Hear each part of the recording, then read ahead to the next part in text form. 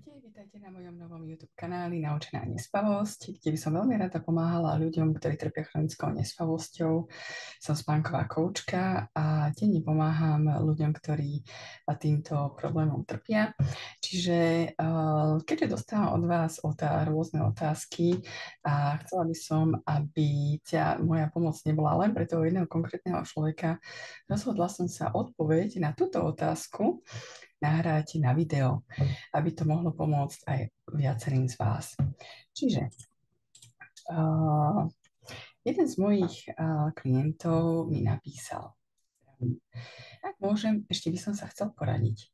Prišiel víkend a paradoxne sa cítim, že sa mi to všetko zase zhoršuje. Už 2 týždne som nemal problém zaspať večer a teraz 2 noci opäť. Neviem, kde robím chyby. Či to stále príliš riešim, alebo venujem tomu pozornosť. A keď spím len 5 hodín, tak ráno to vnímam ako prehru. Alebo keď sa zobudím a neviem zaspať, tak rovnako. Ako má vyzerať zotavovanie, že už budem spať 7 až 8 hodín? Ďakujem. Takže aj ja ďakujem za túto otázku. Je to veľmi, veľmi dobrá otázka, veľmi bežná otázka. A poďme si ju rozobrať na drobné. Prvá vec, ktorá ma nejak tak zaujala, je, že poprvé víkend. Veľmi často ľudia paradoxne spia lepšie cez víkend, ale nie je to vždy tak. Keď trpíme chronickou nespavosťou a máme bežne nejaký režim cez týždeň, ráno staneme do práce, snažíme sa nejako fungovať, večer si ideme láhnuť, tak nejak tak vieme fungovať. Ale ako náhle príde ten víkend, tak veľmi často u mnohých príde tá myšlienka, že je víkend, zajtra nemusím vstávať. To znamená, že by som sa mal vyspať. Čiže a týmto to znamená, že by som sa mal vyspať. Už začíname na seba vytvárať ten nátlak. Mal by som spať, musím spať. A už toto samotné dúfanie, takáto nádej, že teraz zaspím, určite to bude fajn, ja doženiem to, čo som nespal cez ten týždeň. Už toto samotné v nás môže vytvárať nátlak. Keďže spánok je pasívny proces, nie je kompatibilný s nátlakom, nie je kompatibilný s tým, že ja niečo musím. Čiže je to veľmi normálne, že práve cez ten víkend sa zrovna dobre nevyspíme. Takže toto je nejaká taká prvá vec, ktorú by som chcela tuto nejak tak vypichnúť, že je to normálne. Druhá vec, ktorú by som chcela nejak tak zdôrazniť, je, že 2 týždne si predsa spal. Čiže to je skvelé. To je niečo, čo by sme si mali uznať, že áno, spal som. Moje telo je úplne v poriadku, môj spánkový systém nie je narušený. Ja viem spať, ja dokážem spať. Ale je veľmi prirodzené, že keď si prechádzame zotavením z nespavosti, tak nie je to lineárne. Čiže ono to môže nejaký čas trvať, kým sa nám náš spánkový, kým sa náš spánok stane viacej predvídateľným. Takže ďalšia časť je, že tento môj klient o sebe pochybuje. Kde robím chyby? A je úplne normálne, ako som už spomenula, že spánok je nekonzistentný, keď sa zotavujeme. V podstate ja to rada vysvetľujem, že keď po nejakom takom máme nejaké noci, kedy spíme dobre, tak máme v sebe nejaký ten nátlak, že je toto reálne? Je toto pravda, že už to mám všetko za sebou? Že dokázal som spať 1 noc, 2 noci, 3 noci, 4, týždeň, 2, možno 3. Je to už všetko za mnou? A my v podstate začíname na seba vytvárať nejaký ten nátlak, že už to musím udržať čo najdlhšie. A keď sa nám ten spánok trošku zhorší, tak sme z toho neskutočne sklamali. A opäť nás to privádza do toho cyklu, že sa nám spánok zhorší, my sme z toho frustrovaní, nahnevaní. Tá naša reakcia na to je taká veľmi negatívna. A to nás opäť vzťahuje do toho cyklu, že začíname menej spať, začíname na seba vytvárať nátlak a začína sa to s nami tiahnuť ďalej a ďalej. Takže tá reakcia na tieto náročné noci opäť je veľmi dôležitá. Keď budeme reagovať nejakým tým pokojom, samozrejme, som stále v nejakom tom zotavovaní, samozrejme, že ešte nespím tak, ako by som si predstavoval. Keď si dovolíme, nemáte perfektné noci, tým vlastne učíme náš mozog, že byť v noci hore je v poriadku, mať náročné noci je v poriadku.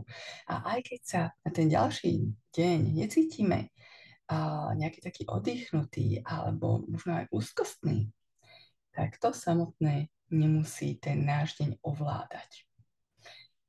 Viacej o tom, ako fungovať po ťažkej noci, budem hovoriť v nejakých ďalších videách.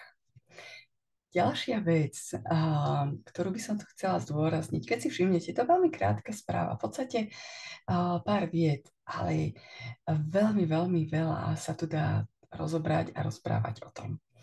Takže ďalšia vec, spím 5 hodín.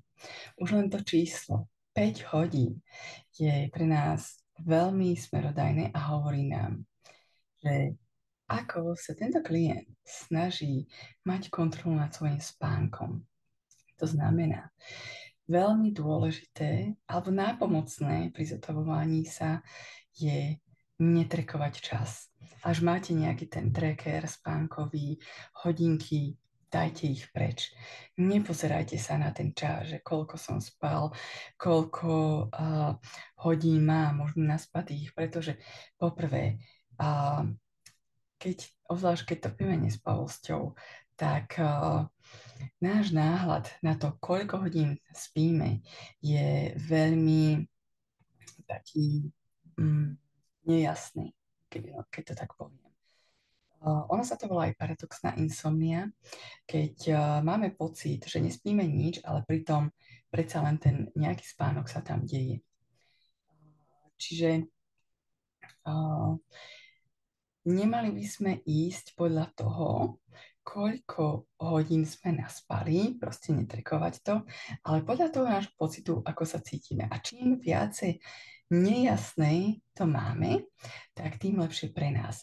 Pretože určite ste už zažili ten pocit, že niekedy ste možno nespali celú noc, alebo ste spali 2-3 hodiny, keď napríklad ste pracovali, žúrovali, alebo maminy spávali k svojim bábetkám v noci.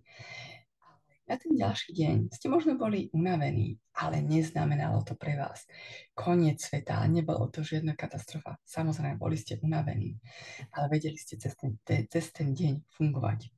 Čiže ten jediný údaj, na ktorý by sme sa mali pozerať, je ten náš vnútorný pocit, že možno som unavený, ale viem do určitej miery zvládať moje každodenné činnosť.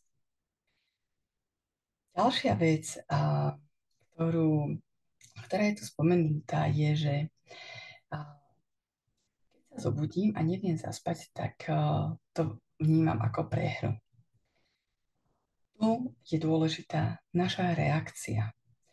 Skúsme zmeniť tú frustráciu na akceptáciu. Môžeme to prirovnať k niečomu ako vonku je 18 stupňov. Je to fakt. Sme v noci, zobudili sme sa, som hore, nespím. Je to fakt. Nepridávajte k tomu tie príbehy. Neposudzujte ten samotný fakt, že sme v noci hore.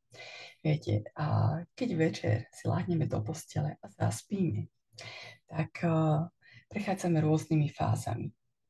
A vždy pri tej fáze, keď sme v tom ľahkom spánku, sme veľmi blízko toho zobudenia. A keď naše telo vníma byť v noci hore a to, že sme v noci hore ako nejakú hrozbu, ako to, že to nie je v poriadku, tak je veľmi prirodzené, že ten ľahký spánok sa preklanie do úplného zobudenia a my si to ráno pamätáme.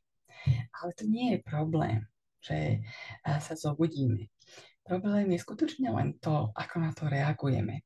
Keď na to reagujeme hnevom, stresom, frustráciou, tak máme nejaké také máme tú emočnú reakciu, jak tam prilepíme na túto emóciu. Ale keď my to vnímame, my tú frustráciu premeníme na akceptáciu, že OK, som hore, tak je to doslova nejaké také, nejaká taká pozvánka k tomu, aby sme sa spriatelili s tou nočnou delosťou. OK, tak môžem si len oddychnúť. Môžem si uznať to, že som teraz frustrovaný. Samozrejme, kto by nebol. Môžem si uznať možno tie ťažké myšlienky, ktoré mi k tomu prichádzajú. Alebo keď som už dlhšie hore a proste sa len prehádzujem v posteli, tak môžem vstať, ísť niečo robiť a potom sa opäť vrátiť do postele. Bez akéhokoľvek očakávania, že teraz musím spať. Takže a na záver otázka bola, ako má vyzerať zotavovanie. Proces zotavovania je úplne nelineárny. Niekedy spíme viac, niekedy menej, niekedy máme noci, kedy nespíme vôbec, keď niekedy máme viacej úzkosti, menej úzkosti, viac strachu, menej strachu. Niekedy máme pocit, že to zvládame lepšie, niekedy máme pocit, že to nezvládame absolútne vôbec. Všetko toto patrí do toho procesu zotavovania sa. My na začiatku možno máme pocit, že to bude len lepšie, lepšie a lepšie, ale pravdou je, že ten proces zotavovania je veľmi nelineárny. Je to taká krivka. Raz sme hore, raz sme dole, raz máme pocit, že už to máme za sebou a potom ting, buď príde nejaký stresor, čokoľvek a proste máme pocit, že sme úplne na začiatku. Ale to chcem zdôrazniť, že s každou náročnou nocou my učíme ten náš mozog tou našou reakciou, že je to úplne v poriadku byť hore, že to, že v noci nespíme, nemusí byť problém.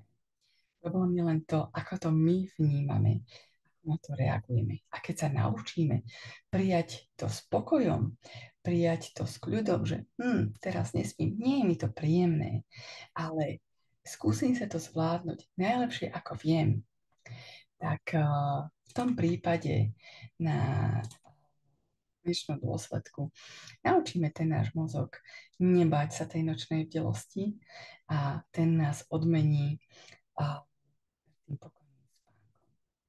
Pretože keď náš mozog sa cíti v bezpečí, tak vtedy nám dovolí zaspať. Takže dostala som sa ku koncu tohto prvého videa. Ja dúfam, že som odpovedala na všetko v tomto e-maili. Ja vám ďakujem za pozornosť, za váš čas, ktorý ste mi venovali a dúfam, že to bolo pre vás prínosné. Ak máte akékoľvek otázky, prosím, napíšte mi na veronika@naučená-nespavosť.sk alebo komentujte pod toto video. Veľmi rada vám odpoviem. Majte sa pekne. Ahojte.